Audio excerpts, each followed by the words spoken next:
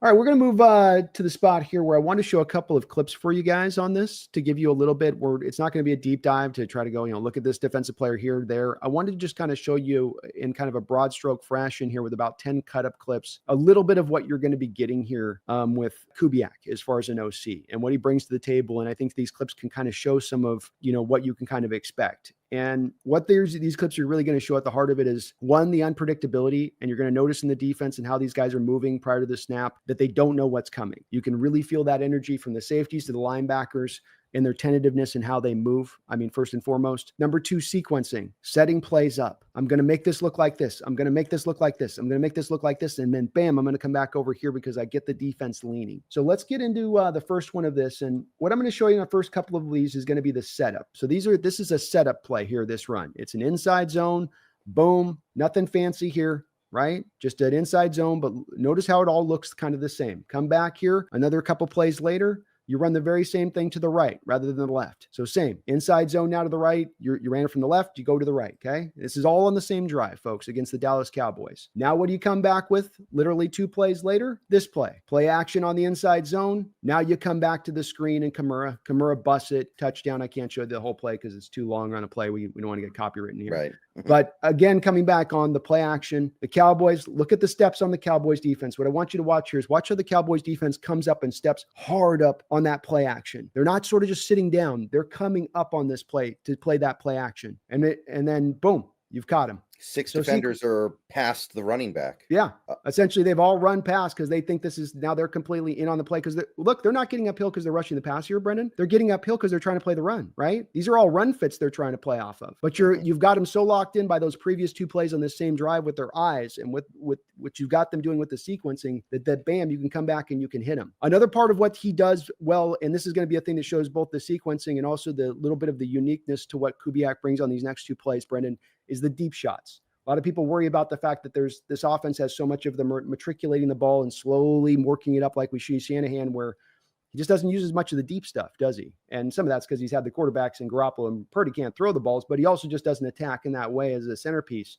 What you do get here from Kubiak, game A number, bam here against the Cowboys. You get it off the run look, big play action play down the field. Everything's from under center. But again, that inside zone stuff opens this play up. Look at how wide open that receiver is there's 5 yards of room around this receiver. This is also attacking the cover 3, right, Brendan? So this is attacking the old Carroll staple where this is a cover 3 defense on the back end. In cutting routes are death for the cover. So between the play action under center and then the attacking of the coverage that you're anticipating you're going to get from the Cowboys makes this play wide open. This receiver's not winning the route, Brendan. Olave's not winning the route here. He's running a good route, but this is a high school player could run that route. But this is all set up and designed, again, not doing the shotgun stuff you talked about earlier, walking away from that. That's why this works so well. Look at the middle linebacker on this. Yeah, Brandon. he looks lost. He looks lost.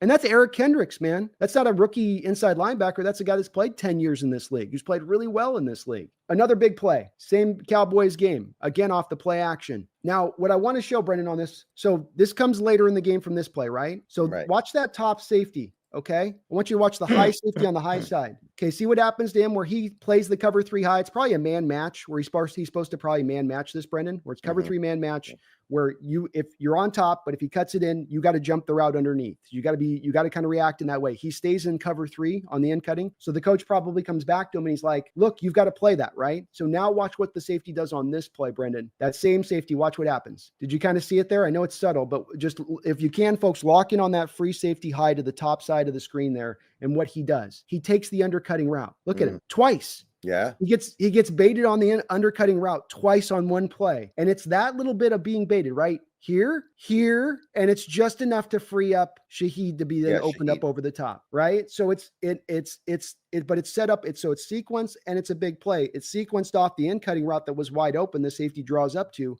then free up the play over the top. So he's sequencing things. Grubb was just calling plays. I'm going to call this in the first quarter. I'll call this in the second quarter. I'll call this in the third quarter. Here you're setting things up to make it happen.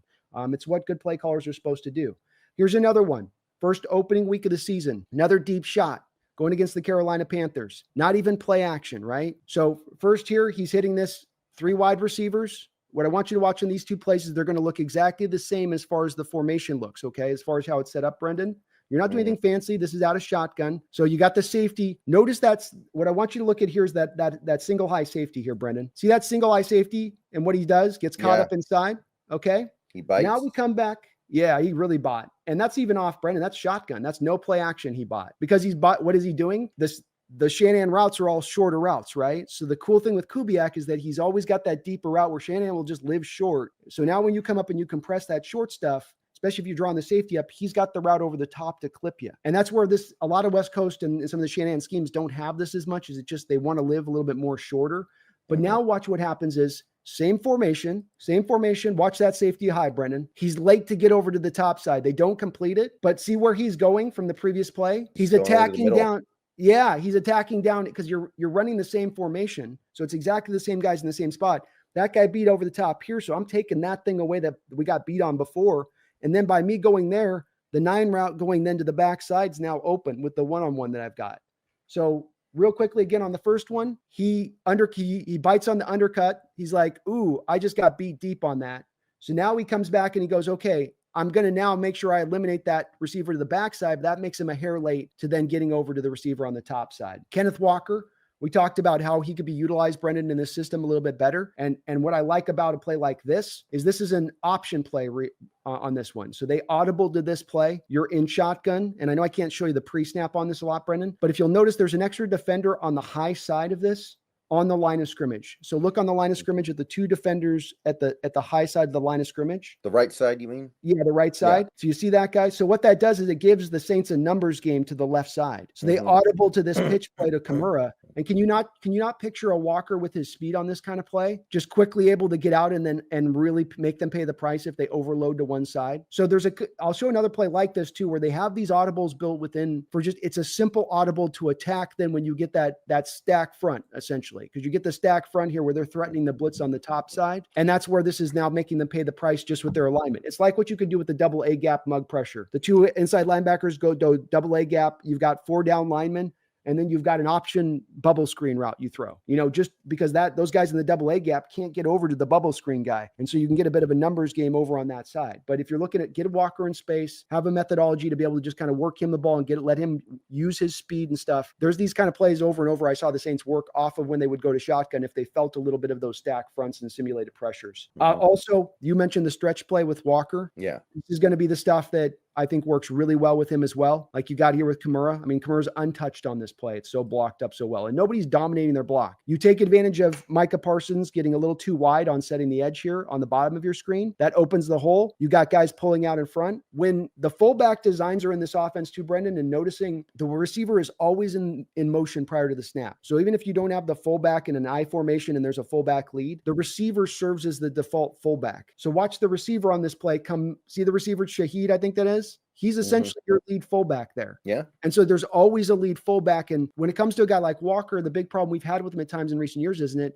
is the penetration. And having that lead fullback can oftentimes give you the guy to take away the quick penetration guy. Now Walker doesn't have to do that on his own, right? Where he doesn't have to break the tackle in the backfield and then go get his way out. That guy can eliminate that quick penetration on the play if you've mucked up something and still be able to have success on the play with it. So there's always usually kind of a lead fullback. And what's nice with this, Brendan, is that then they can do this where you run outside zone, but bam, that's that freedom I was talking about, where if Walker feels them press too high on the outside, right, where they're oversetting the edge and they overrun it because they're getting lateral, so they overrun their lateral attack, he can now cut back inside, Brendan, and have that ability to then feel it that way. So you're still giving him some creativity, right? You're not putting him under the full robot special thing of this, Brendan, he's got to kind of run it like a, just go where we tell you to go. Another quick one here, fullback dive. I love this play, Brendan, because you have both the receiver going in motion. You make it look like outside zone to Kimura, but you're coming back to the fullback on a 3rd and short. So the receiver. This was short yardage? Short yardage. This is a 3rd and 1. Okay. So you see the receiver first. The receiver goes in motion, bottom of the screen. You make it look like outside zone. You have a wide open hole there for Taysom Hill.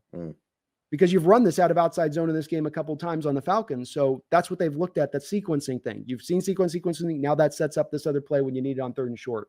Inside fly sweep fake. So this is an inside zone fly zone sweep fake here. So inside handoff, Kamara gets 5 yards. Okay. But you saw the wide receiver, right? Going over the top. Oh, yeah.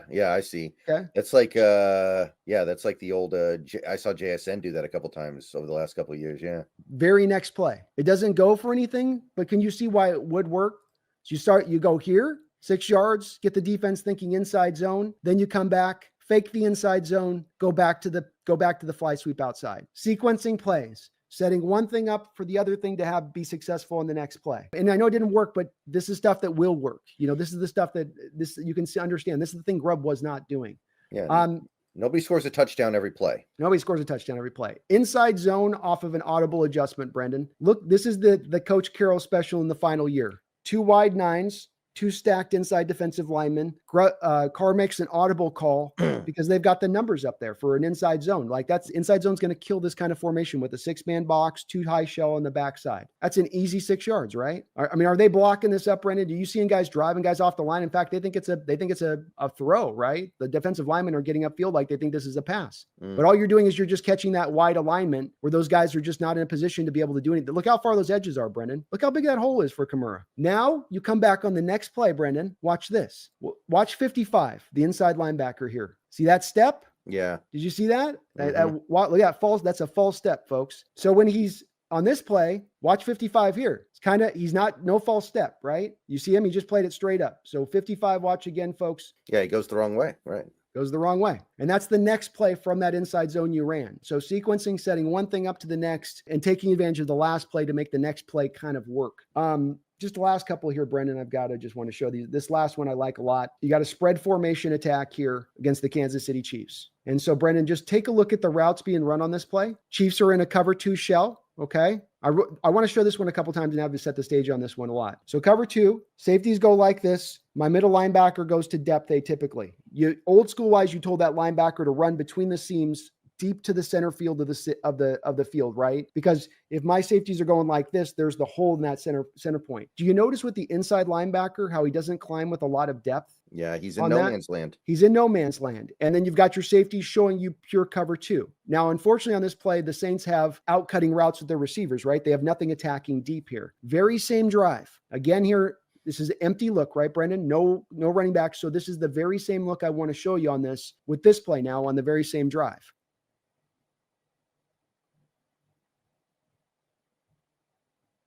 Touchdown. So again, notice on this, cover 2 shell again is what you get. You get cover 2 post snap. Look at that inside linebacker, Brendan. Do you notice what he does there? Just lock in on him. That same shallow read, that same shallow point he was in earlier on that drive. And Kubiak caught it. Linebacker's not climbing to where he needs to be climbing on the cover 2. We got an opening here. I'm going to go attack it deep, and I'm going to rip their ass for doing that. And then he ripped their ass for doing it. So it's the sequencing of plays. It's recognizing what the defense is doing coverage wise, adjusting to it, and then attacking it. And I saw when watching him, especially in the early season last year with the Saints and doing this, he really does a good job of this. I think this is something that's been missing from our offense now for a couple of years, Brendan. And part of why I was so hot to trot on this guy is I knew that this was what he's going to bring as a centerpiece point, and you got to have it in this day and age.